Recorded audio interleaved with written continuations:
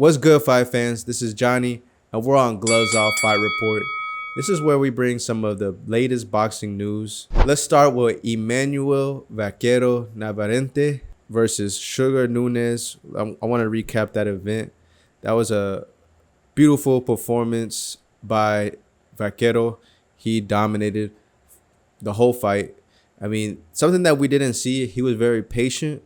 You know, he was using his IQ. He wasn't as reckless as he usually is, which I was very impressed by him. So let's give it a round of applause to him.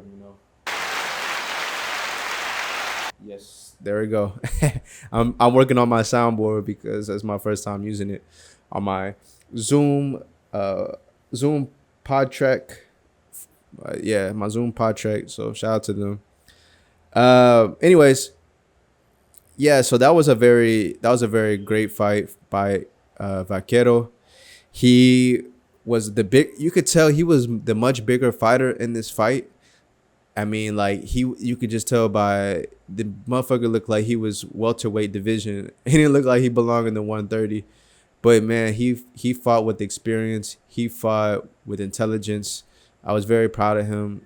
He was going against a knockout puncher in Sugar Nunes, but he didn't let that faze him at all, and he kept fighting his fight and was dominating. He hit him with some uppercuts. He was just, his reach was just too much. His experience was just too much, and very impressed by him. He is the new IBF and WBO champion in the 130-pound division. So who should he fight next? They're saying maybe Fulton, or who knows who's gonna fight next. But I'm looking forward to what comes from his career, because man, he's putting on beautiful, entertaining performance. And this was Mexico versus Mexico, and he showed that he was the more dominant Mexican fighter right now. But and I'm looking forward to what Nunes does next too, man. He fought a great fight. He did his best. I mean, he didn't show that he was no punk either. He kept going. I think his stock rises up because he put on a decent performance. He kept fighting. He kept going, and he never gave up. And so boxing fans, we love that. If you don't give up, and you keep going, you try your best. He was trying his best to knock him out, hit him in the body, everything. It just wasn't his night that night. But it's okay. We lose some, we win some. So shout out to Sugar Nunes, and I hope to see you again in a big fight. On to the next segment, Devin Haney versus Rolando Romero. They're in discussions to have a fight be made. I mean, it's in deep discussions. It's just like it's he say, she say at this point. They've been going back and forth on Twitter, dissing each other, whatnot. It's funny, entertaining, don't get me wrong, but I think it's gonna be a good fight, honestly. I mean, we thought we are going to get Devin Haney versus Ryan Garcia next, but it just doesn't seem like likely to happen next. So now Devin Haney versus Rolando Romero. I mean, it's going to be a great fight also for a title. It'll be for a unification fight, WBA and the WBO and the 147 division. So I'm excited. I don't know about you guys, but I think it's going to be an entertaining fight. I mean, Devin Haney's coming with that technician, boxer, and Rolando Romero. I mean, we know he has power in the 147 division. He knocked down Ryan Garcia in their fight, and he came out with the victory. So yeah, it's gonna be a good fight. I don't know who wins. I'm leaning towards Devin, but that may change. So yeah, I'm looking forward to that fight. And whoever wins, does the winner face Ryan Garcia next? Because that would be even a bigger fight, whether it's between Rolly, the rematch with Rolly, or the rematch with Devin Haney. Hey, and hopefully, if Ryan has another fight in between, he keeps his title. So then it'll be for 3 titles. So I'm looking forward to that. Also, did y'all see Shakur Stevenson's lookalike? This dude looked like Shakur Stevenson 10 years later. I mean, I saw that video on my TikTok. I was just scrolling through my feed and I saw that and I started dying laughing. Like, this dude looked just like Shakur Stevenson. Same facial expressions. And the guy was trying to deny it. The guy was trying to deny that he looked like him. I'm like, come on, bro. Come on, bro. Everybody can see that you look like him. You know what I mean? Come on now. Even Stevie Wonder could see that you look like him. All right, my bad, Stevie. My bad. I love you, bro. Yeah, but let's move on to the 154 division. Is the boot in this fight versus Virgil Ortiz gonna happen 2026 or ever? Man, I'm tired of man, I'm losing hope, honestly. I'm losing hope on this fight happening anytime soon. I mean, look, Oscar De La Hoya, him and Ortiz are not on the same page. Oscar really doesn't want to make the fight happen. I mean, it's obvious. He's trying to protect his fighter. I mean, we had this discussion earlier, but man, come on, Oscar. Like, you're getting in the way. Even if your fighter loses, which he may not lose, he's still going to go out on his shield. He's still going to be, respected. He's still going to get big fights. I feel like you're holding back your fighter. And I understand this is all business and everything. Okay. I respect that, you know what I mean? But as a fight fan, as a boxing fan, I want to see this fight happen, man. It's going to be an exciting fight. It's going to be pressure versus pressure. A war. One of the best fights you could make in 2026.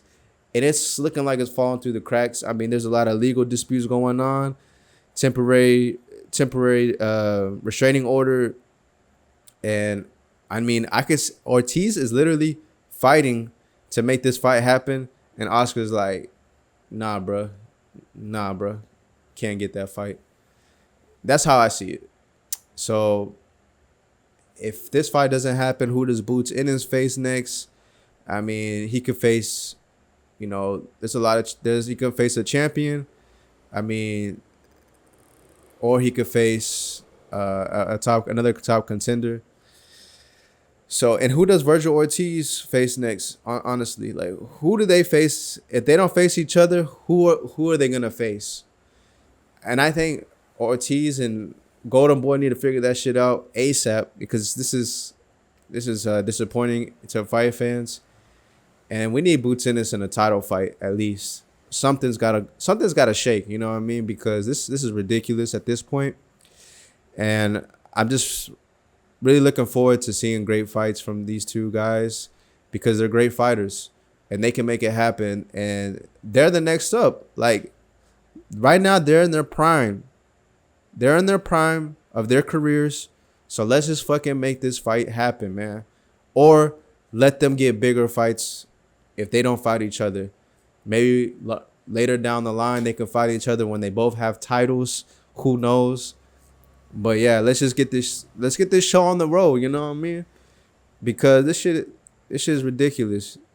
But anyways, now let's talk about Keith Thurman versus Sebastian Fundora, and this is in the 154-pound division for the WBC Super Welterweight Championship. I mean, I want to get my prediction on this fight. Honestly, I think Keith Thurman wins. Why I say that? I mean, he has experience. He's very skillful.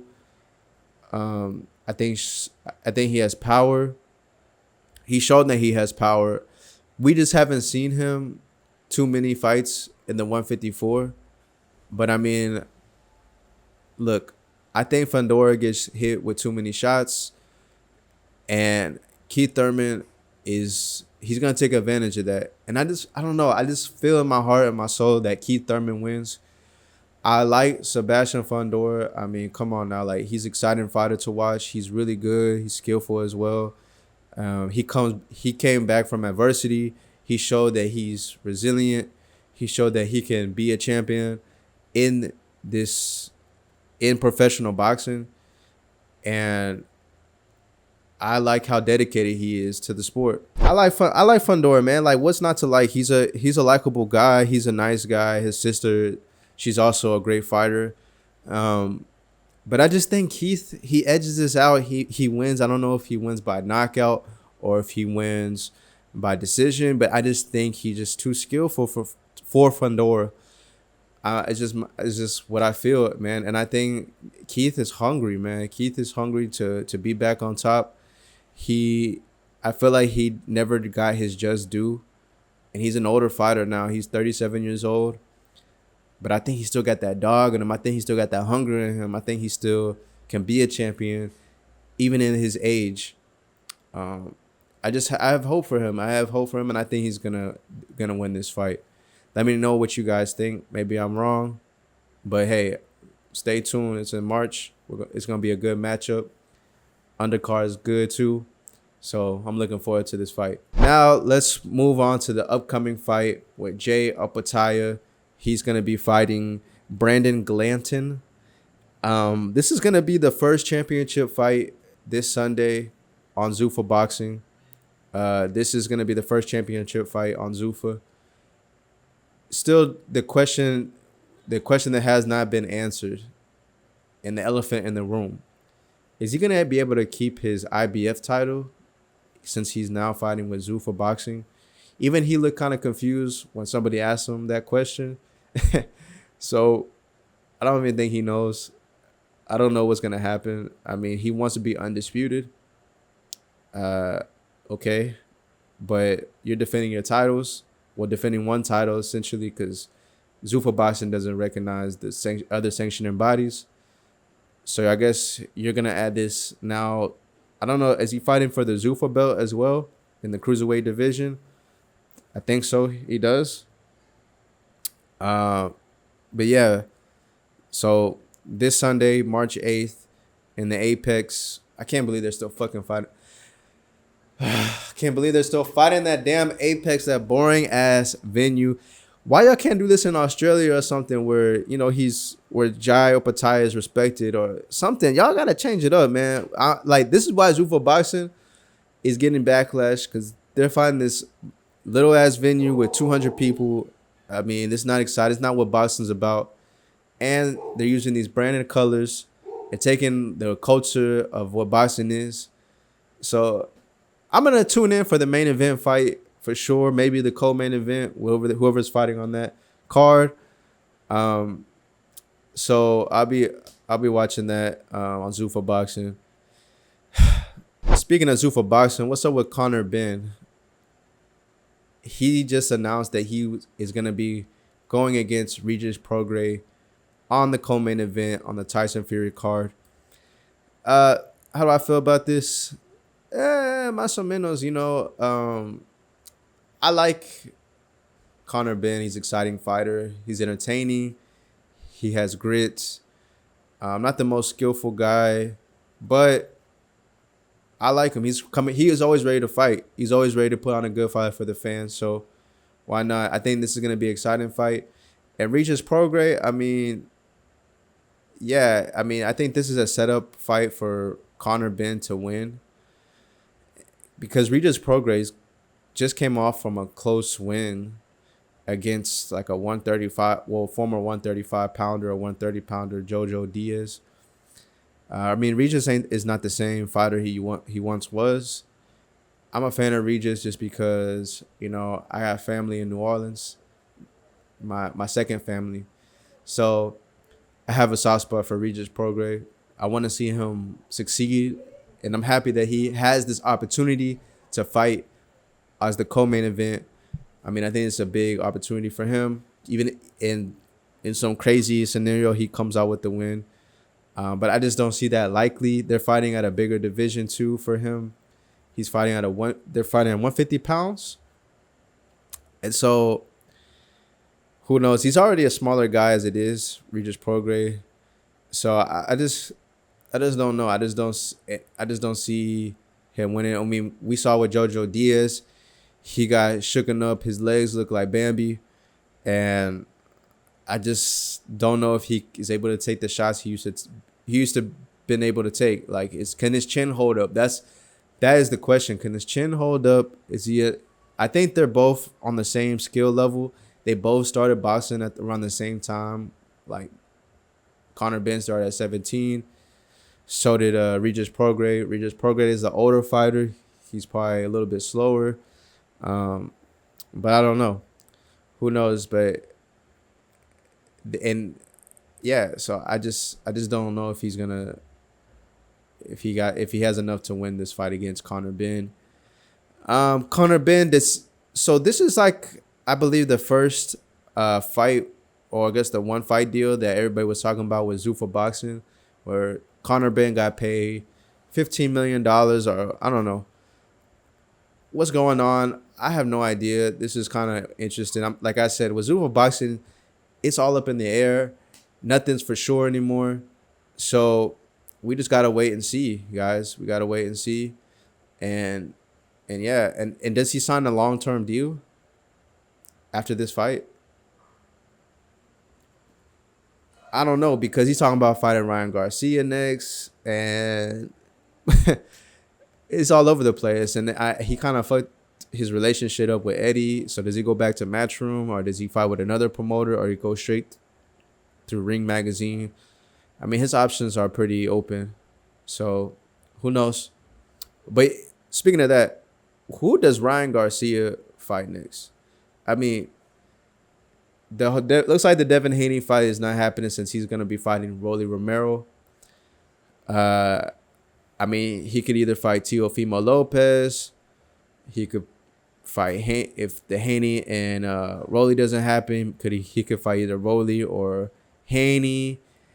I mean, Crocker could happen too, where he can unify the belts, where he'll have the WBC and the IBF if he can.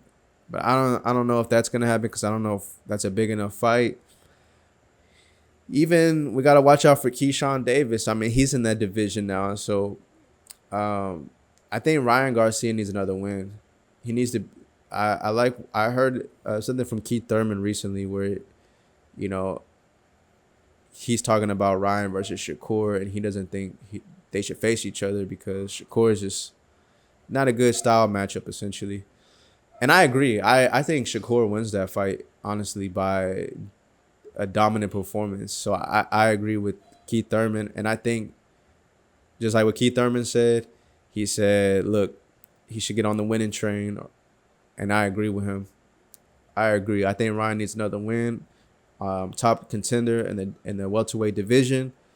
And to get his confidence up, I think he needs to get that rematch with Rolly. And yeah, so it's going to be interesting how this all plays out in the welterweight division. It has a lot of top names. It's actually becoming one of the best divisions, most exciting divisions in boxing. So let me know what you guys think. Thank you guys for tuning in to Gloves Off Fight Report with Johnny. Make sure you comment, make sure you subscribe, like, do all that good stuff. And tune in next time. Peace and love.